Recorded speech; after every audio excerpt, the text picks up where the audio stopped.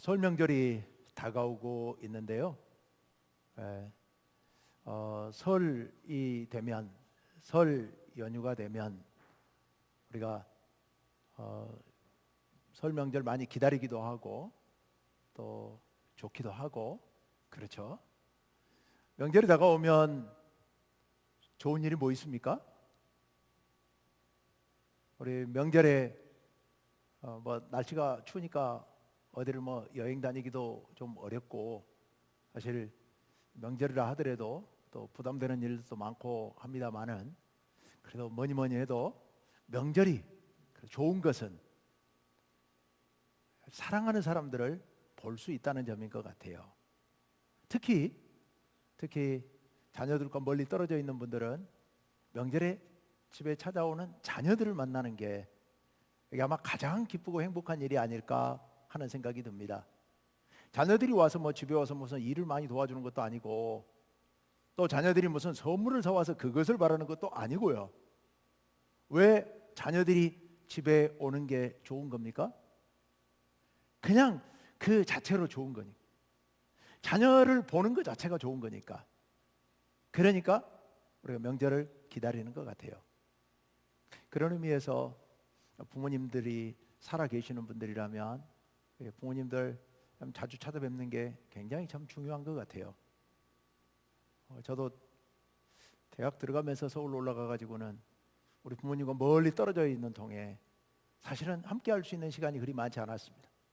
전주에 내려와서 그나마 조금 고향과 가까워져서 그래도 조금 더 찾아뵙나 했는데, 제 아버님은 얼마 안 있어서 돌아가셨고 지금 이제 어머니 혼자 계시는데, 그래도 바쁘다 보니까 사실 시간 내기가 쉽지가 않습니다. 요즘은 이제 운전하고 2시간, 3시간 이렇게 가는 게 좀 부담돼 가지고 저도 굉장히 그렇게 갈 때마다 망설이면서 이렇게 가는데, 참 생각해 보면 부모님을 자주 뵙는 건 부모님들에게 그 자체로 큰 힘이 되고 기쁨이 되는 일 같습니다. 그런데요, 우리가 부모님과 만나고 또 자녀들을 만나고 하는 것보다 더 행복한 일이 있습니다. 자녀들을 만나긴 만나는데 그 안에서 우리가 부모들이 누릴 수 있는 더 큰 기쁨, 행복, 그게 있습니다. 자, 오늘 그게 뭔지 보려고 합니다. 근데 그게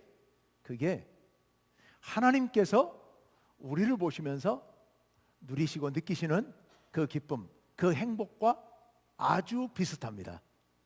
그러면 하나님께서는 우리를 보시면서 무엇에서, 어떤 부분에서 행복해 하실까? 하나님이 우리에게 바라시는 건 뭘까? 우리 부모님이 자녀들에게 바라는 건 뭘까?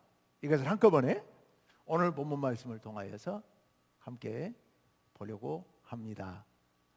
오늘 본문 말씀 좀 특이한 양식으로 되어 있습니다. 구약에 이런 양식이 종종 나오긴 합니다. 그런데 오늘 본문에는 아주 독특한 양식으로 기록이 되어 있는데요, 2절을 한번 같이 읽어볼까요? 2절 다 같이 읽습니다. 시작. 너희 산들과 땅의 견고한 지대들아, 너희는 여호와의 변론을 들으라. 여호와께서 자기 백성과 변론하시며 이스라엘과 변론하실 것이라. 아멘. 1절에도 변론이라는 단어가 한번 나오고요, 여기 2절에 3번씩이나 변론이라는 단어가 나오고 3절에 가면 증언이라는 단어도 나옵니다. 증거, 증언. 변론이나 증거 이런 말들은, 증언 이런 말들은 어디서 쓰는 말입니까? 재판에서 사용하는 재판 용어들이에요. 요새 재판이 하도 뉴스에 보도가 많이 돼가지고 다들 재판에 대해서는 이제는 전문가가 돼가는 것 같은데요, 지금 누구와 누구 사이의 재판이에요? 하나님과 이스라엘 백성 사이의 재판 광경이에요. 하나님께서 재판관으로 배심원들로 세워놓고 말씀을 하시는데요, 누구를 배심원으로 세워놨냐 하면 첫째 줄에 산들, 그리고 땅의 견고한 지대들, 즉 언덕들을 얘기하는 겁니다. 이 언덕들, 자, 너희 자연, 너희들아 들어봐라. 나하고 이스라엘 백성 사이에 서로 누가 잘했는지, 누가 문제가 있는지 서로 변론을 할 테니 너희가 듣고 좀 판단해봐라. 이렇게 말씀하고 있습니다. 상징적이고 시적인 표현이죠. 자, 지금 하나님께서 이스라엘 백성들과 변론을 하시겠다고 말씀하고 계세요. 왜냐하면 이스라엘 백성들이 하나님 앞에 불평불만을 털어놓고 있었거든요. 하나님 앞에 이스라엘 백성들이 우리에게 왜 이렇게 하십니까? 라고 불평불만을 털어놓은 거예요. 왜냐하면 그 당시에 이스라엘이 큰 어려움을 겪고 있었거든요. 나라의 운명이 풍전등화와 같은 그런 운명의 위험한 상황에 처해 있었습니다. 이 미가 선지자가 활동할 당시는 주전 8세기, BC 8세기 후반이에요. 그 당시 이스라엘을 위협했던 가장 위험한 적은 아시리아였고, 아시리아가 이미 722년에 북이스라엘을 멸망시켰고, 그리고 남유다도 거의 다 점령해버린 상태입니다. 이런 상태에서 미가 선지자가 지금 그 어느 시기에 지금 이런 예언을 하고 있는 겁니다. 이스라엘 백성들이 이렇게 혹독한 시련, 위험 앞에 서게 되니까, 나라가 망할 위기에 처하게 되니까, 나라만 단순히 망하는 게 아니에요. 아시리아는 역사상 가장 잔인한 민족이었습니다. 정복한 민족들을 잔인하게 살해했고, 그 백성들을 자기들이 점령한 사방에다가 흩뿌려 버렸습니다. 돌아올 수도 없도록. 아주 잔인한 민족이었는데 그런 어려움을 지금 눈앞에 두고 있는 겁니다. 그러니 두려움 속에서 하나님 앞에, 하나님이 왜 이러십니까? 라고 하나님 앞에 불평을 하고 있었던 겁니다. 그러자 하나님께서 그 말씀을 들으시고, 아니 이게 도대체 무슨 불평이냐, 누가 옳은지, 이 문제가 왜 생겼는지 한번 따져보자. 하나님이 지금 그 말씀을 하고 계시는 거예요. 그 다음 말씀 한번 띄워주세요. 3절 말씀에 하나님의 말씀입니다. 다 같이 읽습니다. 시작. 이르시기를 내 백성아, 내가 무엇을 내게 행하였으며 무슨 일로 너를 괴롭게 하였느냐, 너는 내게 증언하라. 하나님이 말씀하세요.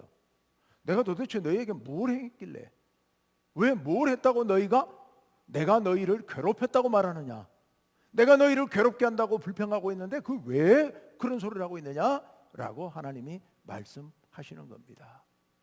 그러면서 하나님께서 우리 한번 따져보자. 내가 너희에게 그동안에 어떻게 했느냐. 그러면서 4절과 5절을 말씀하세요. 자, 4절 5절 한번 볼까요? 4절 말씀. 내가 너를 애굽 땅에서 인도하여 냈다. 애굽 땅에서 인도하여 냈다. 출애굽을 얘기하죠. 너희가 종노릇 하고 있을 때 내가 너희를 속량했다, 대가를 치르고 너희를 건져냈다는 말씀이에요. 그걸 위해서 모세와 아론과 미리암을 내 앞에 보냈다. 너희들 앞에 보냈다. 그래서 너희를 건져서 출애굽 해방시켰고 가나안 땅으로 인도했지 않느냐. 그걸 누가 할 수 있겠느냐. 세상에 어느 누가 그런 일을 할 수 있겠느냐. 내가 너희를 사랑했기 때문에 너희에게 이런 놀라운 은혜를 베풀었지 않느냐. 그러면서 이어서 5절 말씀 다 같이 한번 읽어봅시다. 시작. 내 백성아, 너는 모압 왕 발락이 꾀한 것과 보올의 아들 발람이 그에게 대답한 것을 기억하며 시딤에서부터 길갈까지의 일을 기억하라. 그리하면 나 여호와가 공의롭게 행한 일을 알리라. 아멘. 이제 애굽에서 나와가지고 40년 광야 생활을 지난 후에 가나안 땅으로 들어가기 위해서 요단강 사해, 요단강 동쪽 편으로 올라옵니다. 그래서 그곳에 모압 땅을 지나가게 되는데, 모압 왕 발락이 이스라엘 민족을 막기 위하여서 자기들이 군사적인 힘으로는 도저히 불가능할 것 같으니까 신적인 힘을 빌려오겠다고 해서 저 메소포타미아 지방에서 유명한 주술사 발람을 불러오죠. 그리고 발람을 불러와서 저 이스라엘 백성들을 저주하라고 그렇게 시킵니다. 많은 돈을 지불하고요. 그런데 하나님께서 그 발람을 막으시죠. 그래서 저주를 못하게 하고 오히려 거꾸로 이스라엘 민족을 축복하도록 만들어 버리시죠. 하나님께서 그렇게 하셨다는 겁니다. 그리고 금방 말씀 중에서 시딤에서부터 길갈까지 내가 너희에게 어떻게 했는지를 기억하라 라고 말씀하세요. 이 시딤과 길갈, 요단강을 사이에 두고 요단강 동편에 시딤, 요단강 서편에 길갈이 있어요. 그러니까 길갈은 가나안 땅 안에 들어가 있고 시딤은 가나안 땅 동쪽 건너편에 있는 거예요. 그 사이에 요단강이 있어요. 마지막 여호수아가 이스라엘 백성들을 이끌고 시딤에서부터 길갈로 넘어옵니다. 그런데 그때 마침 요단강이 조그마한 강입니다만은 우기에는 강물이 불어나서 물이 아주 많아요. 근데 비가 많이 올 계절에 거기를 건너가게 된 거예요. 어떻게 건너게 하십니까? 하나님께서 저 상류에서 요단강을 막아버리시죠. 그 요단강이 흘러내리지 못하게 하고 그 구간이 강이 말라버립니다. 그 말라버린 강바닥으로 이스라엘 백성들이 걸어서, 맨발로 걸어서 요단강을 건너가고 길갈에 도착해서 그곳에서 하나님께 예배드리고 거기에 돌을 쌓고 기념비를 세우는 그런 일이 일어나게 되지요. 자, 그 일을 기억하라는 얘기입니다. 한마디로 말하면 너희가 요단강을 어떻게 건넜는지, 그래서 가나안 땅을 어떻게 얻었는지 그 일을 기억하라 하는 말씀이에요. 하나님께서 지금 그 말씀을 하고 계신 거예요. 내가 너희에게 어떻게 대했는데 지금 나보고 너희를 괴롭힌다고 말하느냐? 하나님께서 그렇게 말씀하시고 계신 거예요. 그러면 아시리아가 이렇게 이스라엘을 공격해 와서 이렇게 못 살게 하는 게 이게 누구 죄 때문이냐, 뭐 때문이냐? 하나님께서 따로 말씀하시지 않지만 그거는 너희 죄 때문이라는 겁니다. 너희 죄 때문이라는 거예요. 실제로 이 당시에 유다의 왕이었던 아하스가 아시리아의 디글랏빌레셀에게 뇌물 바치고 우리 와서 도와달라고 해가지고 아시리아가 군사를 이끌고 밀고 내려와서 유다를 도와준다고 해가지고 시리아와 북이스라엘을 멸망시킨 거거든요. 그리고 안 가고 되돌아가지 않고 오히려 밑에 남유다까지 마저 먹으려고 지금 압박하고 있는 상황이거든요. 자기들이 잘못한 거예요. 하나님께서 이사야 선지자를 통해 절대 그거 하지 말라고 했거든요. 그런데 끝까지 우기고 그 짓 하다가 결국 이 꼴을 당한 거거든요. 그런데 그래 놓고는 하나님 왜 우리를 괴롭히십니까? 이렇게 얘기하고 있으니 하나님께서도 정말 기가 막힐 노릇인 거죠. 그래서 하나님께서 우리 한번 따져보자 하고 지금 말씀하신 겁니다. 자, 여기까지 말씀을 들은 이스라엘 백성들, 그들이 어떻게 할까요? 6절과 7절에 보면 그들이 한 짓이 나와요. 6절 상반절 말씀 한번 띄워주세요. 네, 다 같이 한번 읽어봅시다. 시작. 내가 무엇을 가지고 여호와 앞에 나아가며 높으신 하나님께 경배할까? 예. 이스라엘 백성들이 우리 잘못이구나. 하나님 말씀을 듣고 이제 깨닫고 그러면 우리 하나님께 나아가 예배를 드려야 되겠다. 예배를 드려야 되겠다. 내가 그랬는데 무엇을 가지고 하나님 앞에 나아갈까? 어떻게 해야 하나님께 나아가서 하나님의 도우심을 받을 수 있을까? 이런 생각, 이런 말입니다. 잘 생각했죠? 하나님께 돌아와야죠. 하나님께 나와 하나님 앞에 엎드려야죠. 그 길밖에 살 길이 없는 거예요. 여러분 누가복음 15장에 탕자 이야기가 나오죠. 탕자가 아버지 집을 떠났어요. 건방진 마음에 아버지 재산 가지고 자기가 뭔가 이루어 보겠다고, 그리고 아버지 재산 다 팔아가지고 멀리 떠나서 다 허랑방탕 써버리고, 그리고 고생하다가 돼지우리에 가서 돼지 먹는 거라도 뺏어 먹어보려고 그렇게 돼지우리를 뒹굴다가 그곳에서 아버지 집을 생각하잖아요. 그리고 맨몸으로 아버지 집으로 터덜터덜 돌아오죠. 그거라도 얼마나 잘한 겁니까, 여러분? 그거라도 너무너무 잘한 거죠. 지은 죄야 많지만 그렇게라도 돌아왔기 때문에 그가 살 수 있는 겁니다. 여러분, 우리가 살다 보면 탕자처럼 아버지 집을 떠나버릴 때가 있습니다. 우리가 오판해서, 우리가 실수해서, 엉뚱한 생각해서 하나님께 범죄하고 하나님의 마음을 떠날 수 있습니다. 그렇지만 그렇게 떠났다 하더라도 그곳에서 돌이키고 하나님께로 돌아와야 합니다. 늦었다고 생각하지 마시고, 이미 늦었다고 생각하지 말고, 만약 우리가 떠났다고 한다면 지금까지 한 거야 잘못된 것이지만 즉각 돌이켜야죠. 이스라엘 백성들이 그나마 여기서 우리 하나님께 나아가야겠구나, 어떻게 하나님께 나아갈까, 이렇게 질문하고 있는 것은 그나마 천만다행이다, 그런 생각이 듭니다. 이렇게 해서 하나님께로 그들이 돌아가야 되겠다고 생각을 합니다. 그런데 그렇게 생각하면서 계속해서 그들이 질문을 던집니다. 6절 하반절과 7절 말씀을 한꺼번에 우리 봅시다. 예, 다 같이 읽습니다. 시작. 내가 번제물로 1년 된 송아지를 가지고 그 앞에 나아갈까? 여호와께서 천천의 순양이나 만만의 강물 같은 기름을 기뻐하실까? 내 허물을 위하여 내 맏아들을 내 영혼의 죄로 말미암아 내 몸에 열매를 드릴까? 이게 그들의 질문이에요.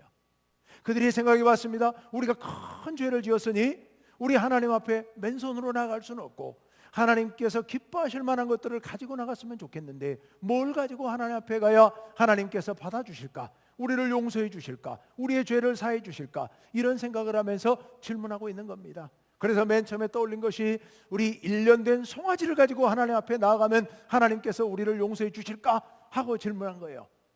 여러분, 1년 된 송아지, 이스라엘 백성들이 율법에 하나님께 드릴 예물 중에 가장 큰 겁니다. 가장 큰 거예요. 그거는 대제사장이 하나님께 제사 드릴 때 또는 이스라엘 백성 전체의 죄를 용서해 달라고 하나님께 기도할 때 한번 송아지를 가지고 드리는 거예요. 근데 그렇게라도 가면 하나님께서 용서해 주실까? 아니, 그 생각해 보니까 우리 지은 죄를 생각해 보고 지금 우리가 처해 있는 이 엄청난 위기 상황, 절체절명의 위기 상황, 이 상황에서 하나님의 도우심을 받으려면 그 갖고는 부족할 것 같아. 그래서 천천의 순양이나 1000마리가 넘는 천이면 도대체 얼마예요? 이 많은 순양을 잡아가지고 하나님 앞에 가지고 바치면 하나님이 들어주실까? 아니면 그보다 더 많은 만만의 순양을 잡아서 그것으로 하나님께 드리면서 그것들의 기름을 떼서 강물 같은 기름을 만들어서 하나님께 드리면 하나님께서 우리를 용서해 주시고 받아주시고 도와주실까? 아무래도 그 갖고도 부족할 것 같다. 그러니 어떻게 해야 되는가? 맏아들을, 내 아들을, 내 몸의 열매를 하나님께 드리면 하나님께서 받아주실까? 여러분, 창세기 22장에 보면 하나님께서 아브라함에게 100살에 난 아들 이삭을 바치라고 하셨죠. 아브라함이 그렇게 하려고 그랬죠. 그런데 결정적 순간에 하나님께서 막으셨습니다. 그 일 이후 하나님께서는 절대로 사람을 제물로 바치는 일, 이건 있어서는 안 된다. 왜 하나님이 그런 말씀하셨을까요? 근동 지방에 그 당시 그 지역에는요, 인신제사 습관이 어린 아들을 하나님께 제물로 바치는 일이 늘 있었습니다. 심지어 그게요, 예수님 불과 200년 전 로마와 카르타고가 전쟁을 벌였던 그때 카르타고 전쟁 때까지도 그 일이 있었어요. 이게 페니키아를 통해서 아프리카 북부에 있는 카르타고에까지 전해져 가지고 그 몰렉 신에게 제사를 드리는데요, 몰렉의 신상이, 거대한 신상이 이렇게 손을 벌리고 있어요. 이러고 있어요.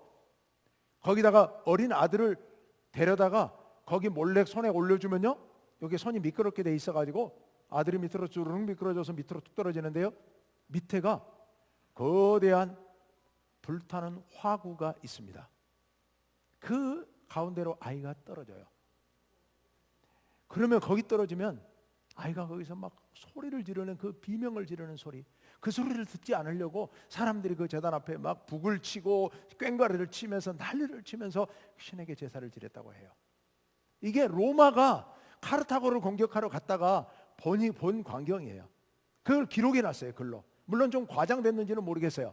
카르타고라고 하는 나라를 적대시하기 위하여서 카르타고라는 나라가 얼마나 미개하고 못된 나라인지를 이야기하느라고 그렇게 과장했는지는 모르겠습니다만 그 일이 로마의 기록에 남아 있어요. 바로 그런 일들이 있었는데 지금 이스라엘 백성들이 하나님 앞에, 하나님, 우리 아들들을 붙잡아서 하나님께 제물로 바치면 될까요? 와, 이는 정말 끔찍한.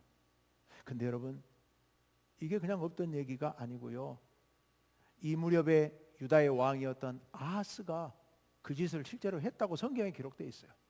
그리고 그보다 20년 후에 므낫세 왕이 또 그 짓을 했다고 성경에 기록되어 있어요. 열왕기하 16장과 21장에 기록이 되어 있어요. 끔찍한 일이죠. 정말 무서운 일이죠. 그런데 그렇게 하나님께 바치면 될까요? 라고 지금 하나님께 질문을 하고 있는 겁니다. 여러분, 이게 맞는 마음일까요? 맞는 자세일까요? 근데요, 사실은 우리들 마음 가운데도 이런 비슷한, 물론 이런 끔찍한 건 아니지만 이런 비슷한 마음이 있는지도 모르겠어요. 지금 이들의 마음의 문제는 뭐냐면 하나님께서 받으실 만한 그런 우리의 온 마음을 다해서 준비한 예물을 드리면, 그래서 하나님의 마음을 달래드리면 하나님께서 분노를 풀고 용서해 주실까? 그런 마음입니다. 우리가 하나님께 예배드리면서 우리가 많은 헌금을 드리면 하나님께서 특별히 내 기도를 들어주실까? 아니면 내가 정성을 기울여서 기도하면 하나님께서 내 기도를 들어주실까? 옛날 우리 부모님들 그랬잖아요. 추운 겨울에도 장독대에다 찬물 떠놓고 거기 가서 정성을 들여야 된다고 목욕제개를 하고, 그리고 하얀 옷을 입고 거기 가서 손을 몇 시간 동안 빌면서 기도했잖아요. 그러면서 뭐라 그래요? 정성을 기울여야 된다고 생각했잖아요.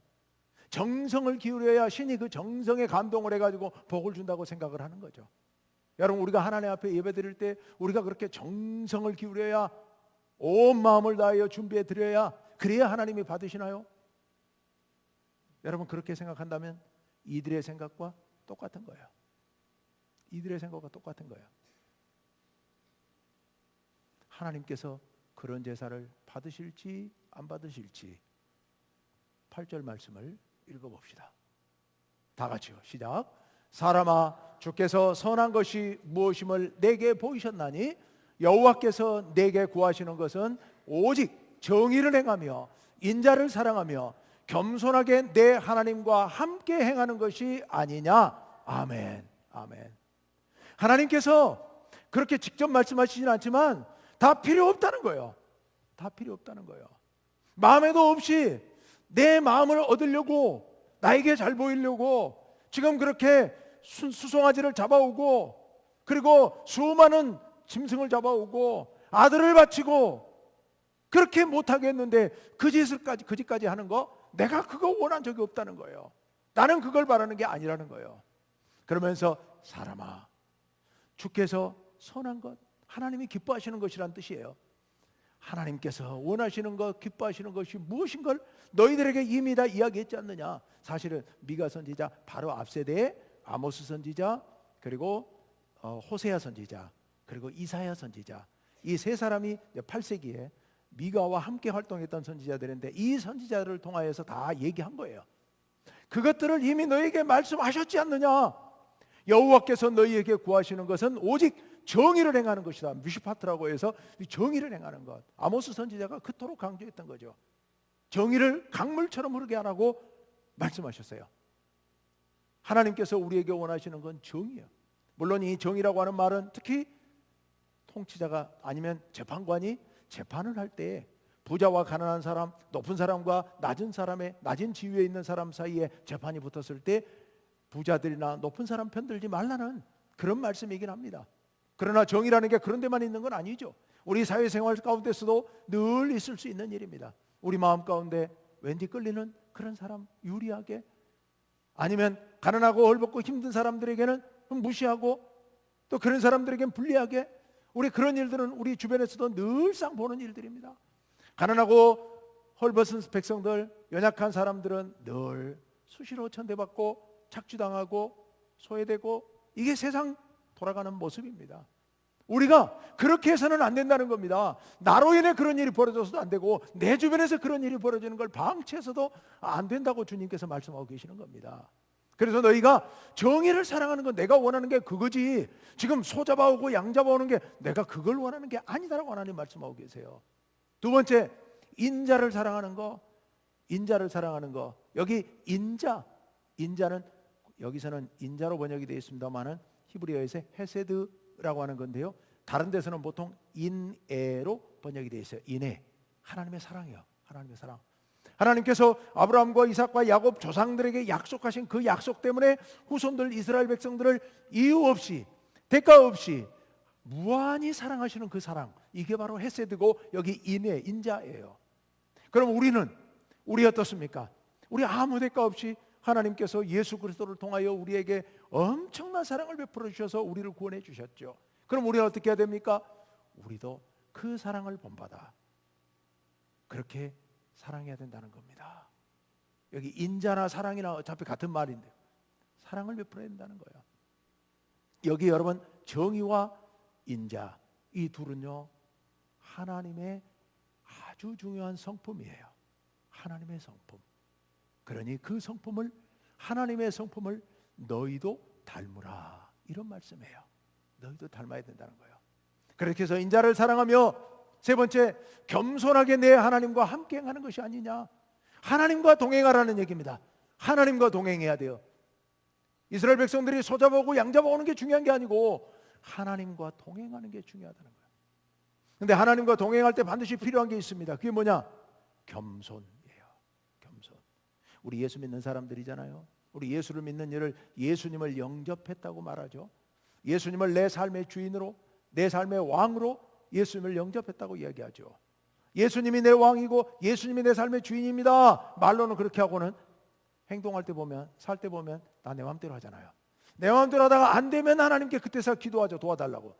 그러지 말고 하나님과 동행하면서 겸손하게 하나님께서 앞서 행하시는 것을 뒤따라서 하나님의 뜻에 순종하면서 하나님께서 오른쪽으로 가시면 나도 오른쪽으로 가고 하나님께서 왼쪽으로 가면 나도 왼쪽으로 가고. 물론 우리가 일상에서 잘 알기는 어렵죠. 오른쪽 길로 갈까요? 왼쪽 길로 갈까요? 잘 몰라요. 그렇지만 때로 가끔 우리가 어떤 길로 갈지 할 때 이게 하나님 뜻이 아니구나 하는 생각이 번쩍 들 때가 있습니다. 그럴 땐 즉시 돌이키는 거. 그리고 우리가 어떤 중요한 결정을 하고자 할 때는 하나님께 나와 간절히 기도하면서 하나님 어느 길로 갈까요? 제가 혹 잘못된 길로 가면 저를 막아주십시오. 저를 이끌어 주십시오 라고 하나님께 기도하며 결정하고 나아가는 거. 이게 바로 겸손하게 하나님과 동행하는 것입니다.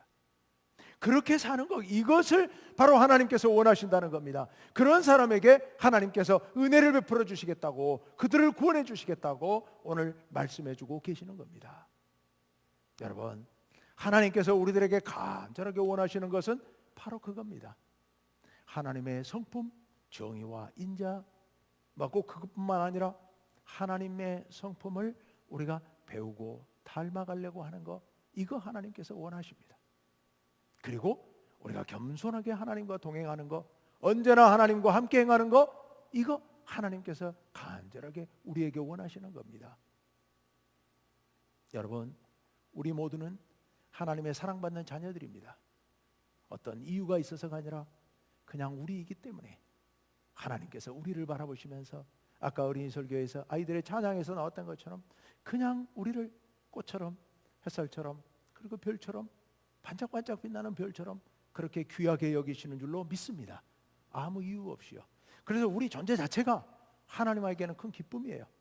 그래서 우리가 못된 길로 가지 아니하고 하나님 앞에 나올 때 하나님께서 우리를 기쁨으로 받아주실 줄로 믿습니다.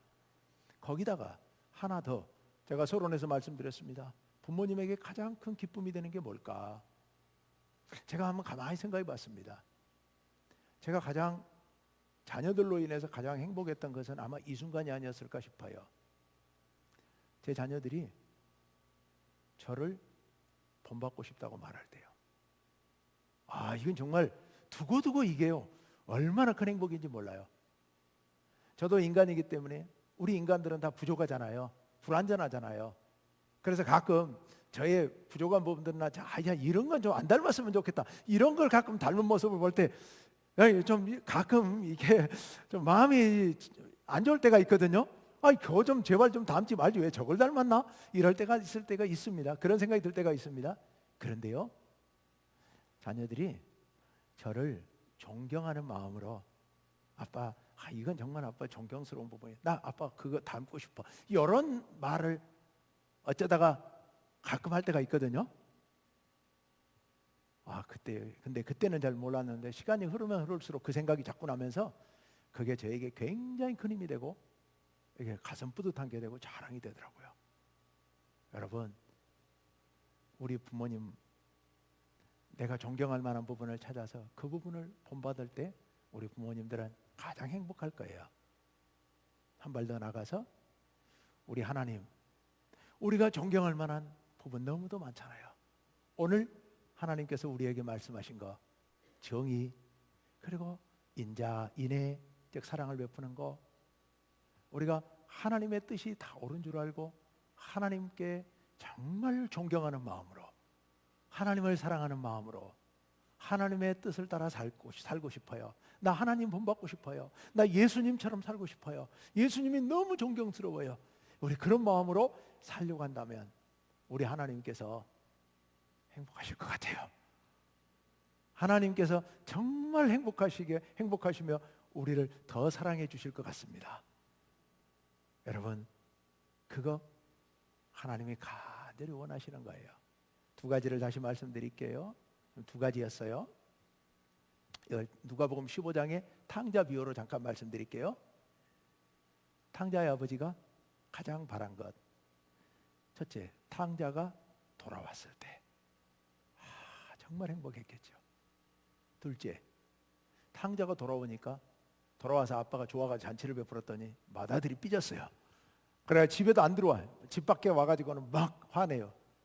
아버지가 뭐라 그럽니까? 가서 들어가자. 잃어버렸던 아들이 돌아왔으니 내가 얼마나 기쁜지 모르겠다. 근데 들어가자 이건 무슨 소리예요? 너도 내 마음으로, 내 마음 알겠지? 내 마음으로 좀 그렇게 이해해주고 사랑해주면 안 되겠냐? 하나님이 원하시는 것도 그겁니다. 하나님께로 돌아오는 것이 첫째. 둘째, 우리가 하나님의 마음을 이해하는 거예요.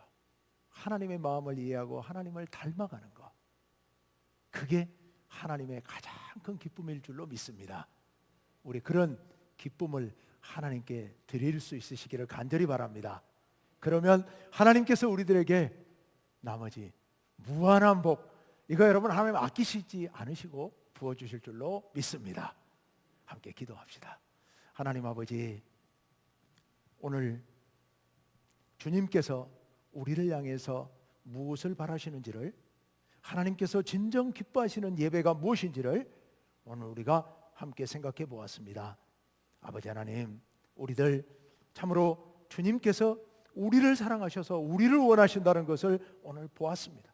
또한 우리가 하나님을 사랑하고 하나님의 뜻에 따라서 하나님의 성품을 닮아서 살기를 원하신다는 것을 오늘 우리가 보았습니다.